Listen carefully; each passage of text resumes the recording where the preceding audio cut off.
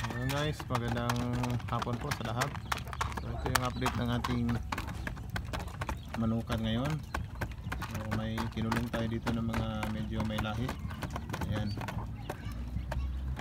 Dito sa baba, meron din dito. Ayan yung mga pabo natin. Ayan, kalat-kalat ang Rhode Island natin.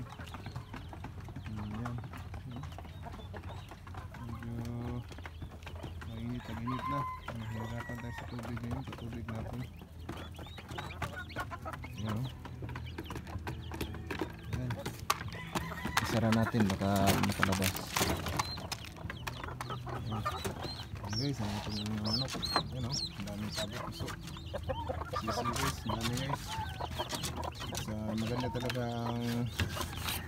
ang magparami pag-init. Ayan, kain.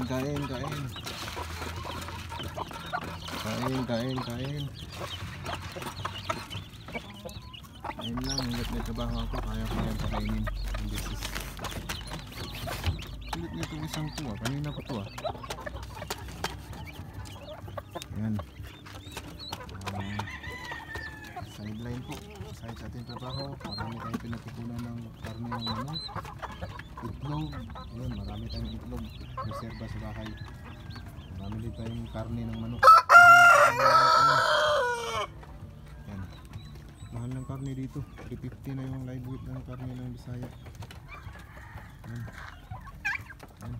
Pamagyan ko muna sila ng kanin kasi may bahaw ko, may tira ng kanin ng pabo natin.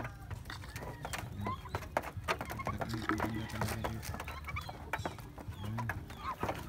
Ano lang tayo,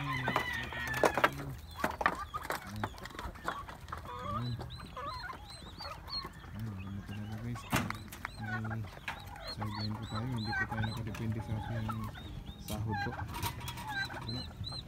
Meron tayong maraming karne ho. Sorry, nilagay ko po makapo po sa kali po. Pwede din po tayong maglaga ng manok, mag-adobo ng manok. Marami tayong itlog, kaya lang wala tayong incubator na tama. Mapaparami ko sana sila kung meron akong incubator. Kasi yung nabili ko incubator, isa nabudol yata ako nun.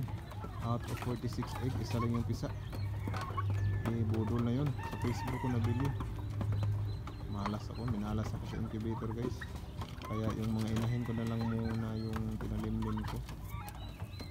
Tapos sayang yung mga itlog ko. Meron akong mga mahigit 40 doon. So, pag napisa na yun, mga at least 30 man. Ang dami nito, ang dami akong pakakainin guys. Ganun talaga ang buhay guys. So sipag-sipag na po, sipagan na natin. Salamat po.